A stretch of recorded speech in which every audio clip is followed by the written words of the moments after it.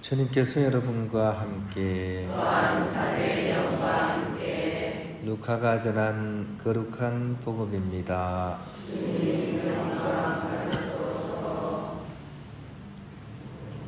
그때 군중이 점점 더 모여들자 예수님께서 말씀하기 시작하셨다. 이 세대는 악한 세대다. 이 세대가 표징을 요구하지만 요나 예언자의 표징밖에는 어떠한 표징도 받지 못할 것이다. 요나가 니네베 사람들에게 표징이 된 것처럼 사람의 아들도 이 세대 사람들에게 그러할 것이다. 심판 때 남방 여왕이 이 세대 사람들과 함께 되살아나 이 세대 사람들을 단죄할 것이다. 그 여왕이 솔로몬의 지혜를 들으려고 땅끝에서 왔기 때문이다. 그러나 보라, 솔로몬보다 더 큰 이가 여기에 있다. 심판 때 니네베 사람들이 이 세대와 함께 다시 살아나 이 세대를 단죄할 것이다.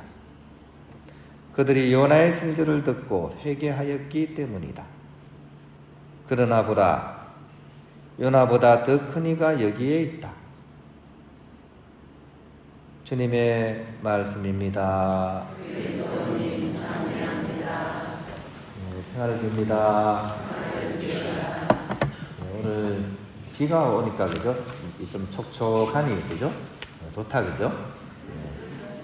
옛날에 그 농사를 짓다 보니까 비를 얼마나 소중하게 여겼는지 비가 온다 그러지 않고 비가 오신다 그랬습니다 그죠? 좀 비가 오시니까 마음도 촉촉하니 좋죠? 대답이 왜 신중참이세요? 우스스해서 그러신 것 같아요 그죠? 우스스해서 그죠? 좀 썰렁해서 그죠? 근데 마냥 그렇진 않아요. 옆에 한번 보세요. 옆에 따뜻하신 난로가 오셨죠 그죠? 옆에 계신 분이 우스스한 날을 또 데워주시는 또 이렇게 고마운 분이십니다 그죠? 우리 난로님께 잘 오셨습니다. 감사합니다. 인사합시다. 자, 시작. 잘 오셨습니다. 감사합니다. 그렇죠? 또 손도 잡으시고 그죠? 이런 분들이 알아보시는 거예요, 그죠? 예, 고개만 싹 돌리지 마시고 기왕이면 손도 꼭 잡아주면서 따뜻한 그걸 느끼시면 좋을 것 같아요. 예. 태진아 씨 노래 중에 가장 유명한 노래가 뭐죠? 옥경이 있죠, 그죠? 옥경이 그죠? 아, 좋아하시나 봐요, 그죠? 옥경이. 예.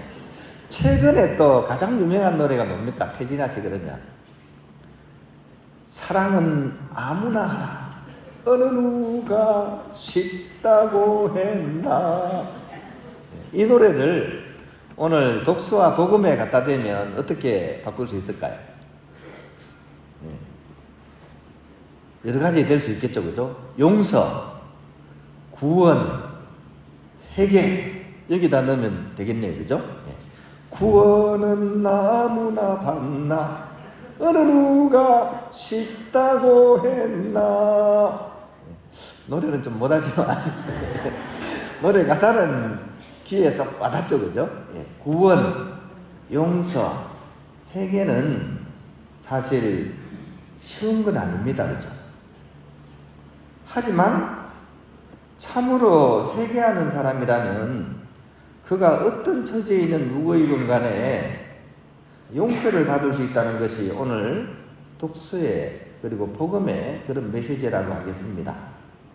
먼저 오늘 독서의 내용이 된 요나서에 대해서 우리가 간략하게 한번 살펴보면 이렇습니다. 요나서는 다른 예언서하고는 달리 유일하게 이야기체로 된 예언서입니다. 즉 옛날 이야기를 듣듯이 그죠? 그렇게 메시지를 전하고 있는 거죠. 요나는 니느웨로 가라는 그런 하느님의 부르심을 받지만 이스라엘의 구원만을 생각했던 요나는 그게 너무너무 싫습니다. 내가 왜 거기 가야 됩니까? 그래가지고 이제 그 당시 세상의 끝인 스페인 쪽으로 막 도망을 가기로 결심하고 배를 탄 거예요. 하지만 폭풍우가 막 몰아쳐가지고 이 요나는 이제 바다에 빠져버리게 됩니다. 빠져가지고 어디 갔습니까? 뱃속으로 들어갔죠. 예, 어디 뱃속으로요? 고래 뱃속으로 들어갔습니다. 이야기처라니까요. 이야기처럼 이렇게 재밌습니다. 근데 요나가 들어갔던 그 고래는 어떻게 보면 벌을 의미하는 동시에 하느님 구원 계획의 도구 역할을 하고 있습니다. 결국 여차여차해서 육지로 되돌아오게 된 요나는 이제 니느웨로 가게 되죠.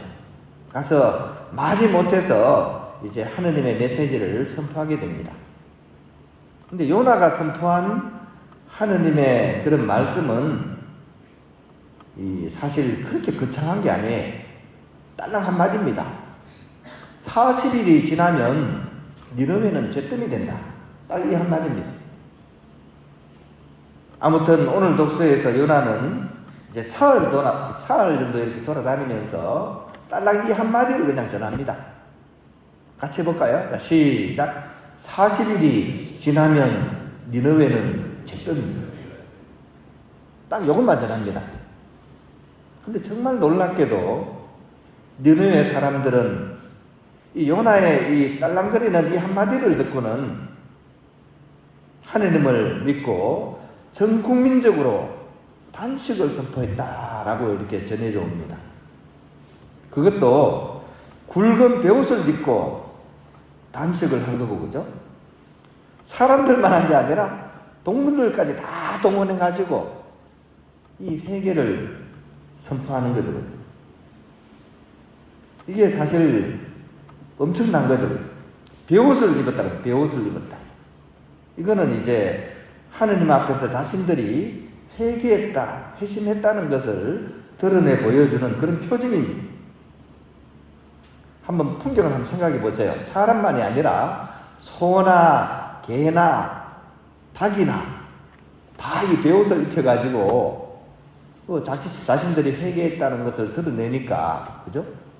요나와 너무 비교가 되죠. 요나는 딸랑 한마디 했는데 전 국민적으로, 그리고 막 동물들까지 동원돼 가지고 회개를 이렇게 회개하는 그런 모습을 드러내니까, 이것을 보시고 하느님께서는 그들에게 내리려고 했던 재앙을 거두신다, 이렇게 성경은 이야기를 하고 있습니다.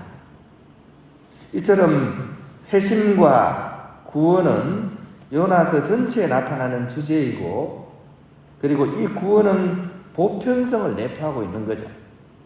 즉 하느님께서는 진심으로 죄를 뉘우치고 통회하는 사람에게는 그가 누구이건 그의 과거가 어떻든 심판이 아닌 사랑과 자비로서 그를 거두어 주신다는 그런 내용이 오늘 독서의 메시지입니다.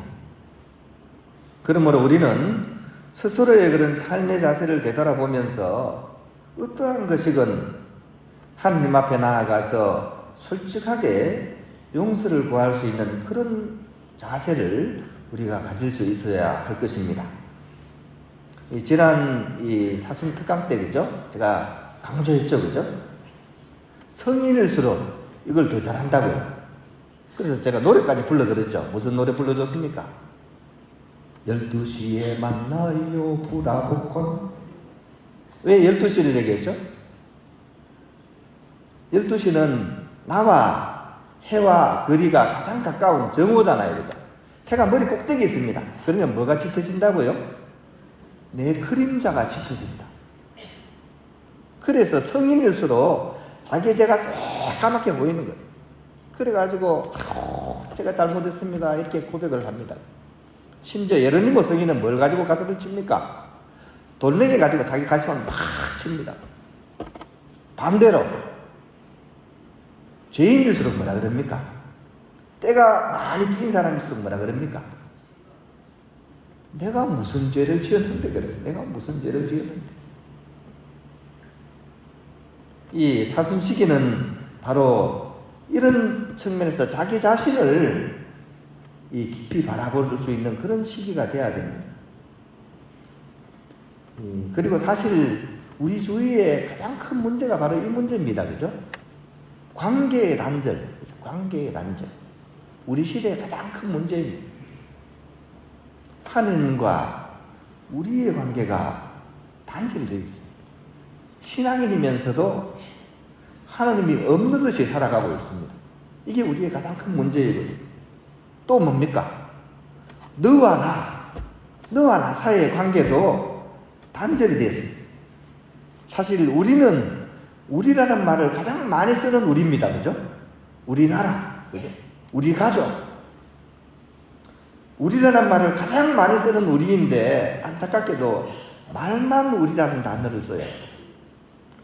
너는 너, 나는 나로 살아가고 있지 않습니까? 나뿐인 사람으로 살아가고 있습니다. 가족 간에도 똑같습니다. 가족이 우리 가족인데 우리 가족으로 살지 못하고 니는 니대로 나는 나대로, 이게 우리의 가장 심각한 문제입니다. 그러므로 우리는 이 회개의 시기를 통해 가지고 우리 자신을 잘 볼 수 있어야 됩니다. 니 탓이요 그러지 말고 내 탓이요 가슴을 치면서 끊어진 그 관계를 회복하려고 노력하는 그런 우리가 될 수 있었으면 좋겠습니다. 오늘 독서에서는 이 우스운 모습으로 보일 수 있을지 모르겠습니다. 소도 베옷을 입고 있고 닭도 베옷을 입고 있고, 그러면서 이 끊어진 관계를 회복하려고 하는 모습들이 우리의 지금 이 모습을 좀 부끄럽게 만드는 것 같습니다.